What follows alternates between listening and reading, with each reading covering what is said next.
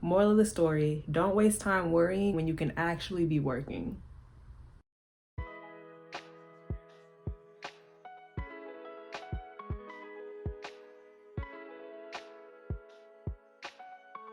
Worrying is basically a down payment on a problem that may or may not even happen.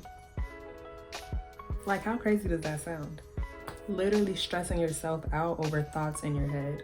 I hope my fellow overthinkers are really tapped in right now because I used to have this problem so bad. So over the summer, I ended up taking 2 classes. One of them was business law and the other one was human resources. One of the professors I actually had an undergrad, so I knew how she was like as a professor, but I didn't know how we were gonna do like assignments and stuff like that. If you've been at school in any level, you know that the end of the semester is when things start getting a little serious. All the little points that you accumulate really start to add up and they definitely all matter. I was trying not to worry about my business law grade over the summer because I actually had a 15-page paper, a part of my final grade, and I was not trying to do it. Like, anytime someone hears 15 pages or research paper, no, absolutely not.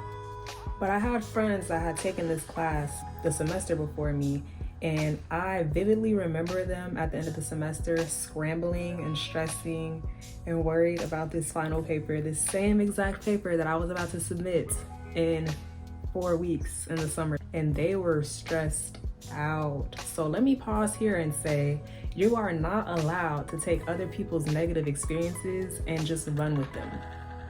You never know what you're gonna get. Like, you are a totally different and unique individual, and your experiences should reflect that. I knew I did not want to be stressed out about this paper at the end of the semester, so throughout the weeks that I had the assignment, I was working. I was putting in work. Like, I was doing proper research, I was doing citations, I was doing my citations as I went. I was proofreading, doing spell checks. I even had my friend look over my paper for me because I didn't want to miss anything. And in doing all of this, it actually helped me to not worry so much and be a little bit more confident in the work that I was submitting, therefore helping me to worry less. So boom, next time you're feeling worried, ask yourself this: am I worried because I don't know if I'm gonna get my desired outcome, or am I worried because I did not prepare and I know I didn't produce work that's going to get me to my desired outcome? Like, if you played and didn't try or didn't ask for help or really didn't put a lot of effort in, then of course you're worried you're going to get a D. You probably are going to get a D. Like, if you're not going to put in the work, then of course you're going to be worried. So just avoid that situation entirely and put in work and take actionable steps that will get you where you want. So boom, August comes around and grades drop, and I did get a B on the essay, but I kept my A in the class. I was so happy, y'all. I just wanted those classes to be over. Moral of the story, don't waste time worrying when you can actually be working. That's tea.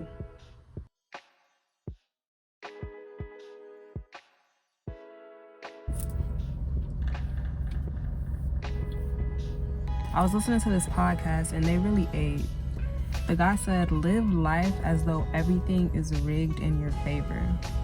That's such a beautiful way of thinking and just maneuvering through life, honestly. I believe that you can attract things with your thoughts. People have different opinions on this, but I believe that that's how it works. Even when I pray or talk to God, He aligns me with the things that I ask for. It's like when people say, just give it to God or just leave it with God. Our scripture today is 1 Peter chapter 5, verses 6 and 7, and it says, humble yourselves, therefore, under God's mighty hand, that He may lift you up in due time. Cast all your anxiety on Him because He cares for you. Meaning that if you give your worries and your fears and your concerns, if you give them to God, you should be giving them to God and leaving them there. Like, it should be out of your hands. You are no longer working on that. You have given it to God, and you should no longer be worried about it. You have to trust that He's going to deal with it in the way that He sees fit.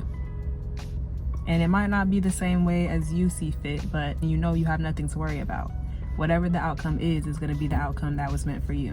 One thing I like about this scripture is that it says, and He will lift you up in due time. Not immediately, not when you want Him to, not when you think it should be, not when your friends think it should be, not when the world thinks it should be, but in due time, God's time.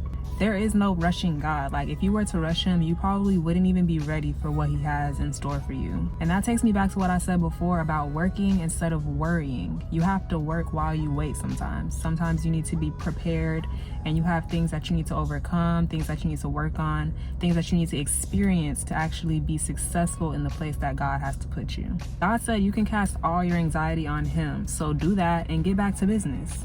Obviously, if he cares for you, like the scripture says, he's not going to put you in a position where you're not going to be successful, or he's not going to put you somewhere that you're not meant to be. You have to be ready for the blessing or the gift that God is ready to give you. You think you're waiting on God, and the whole time he's waiting for you to step it up, to get it together, to really make the moves that you need to make, to be the person that you're trying to become.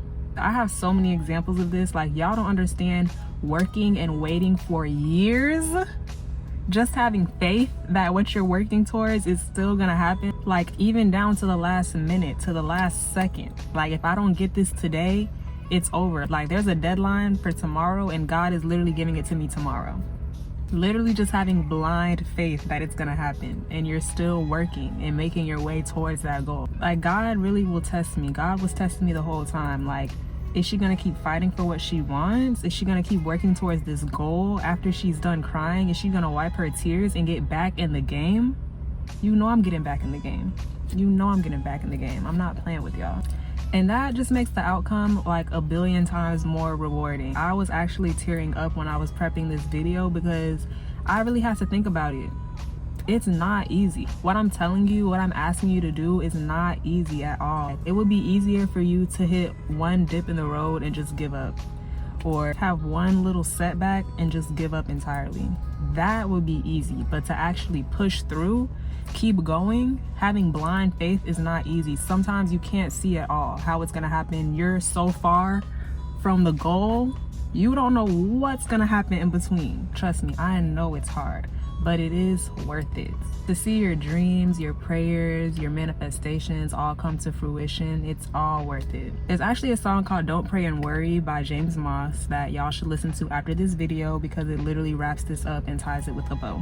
So that's the video. I hope it helped, and I hope it gave you the motivation and the encouragement to just keep working and not to let your worries get the best of you.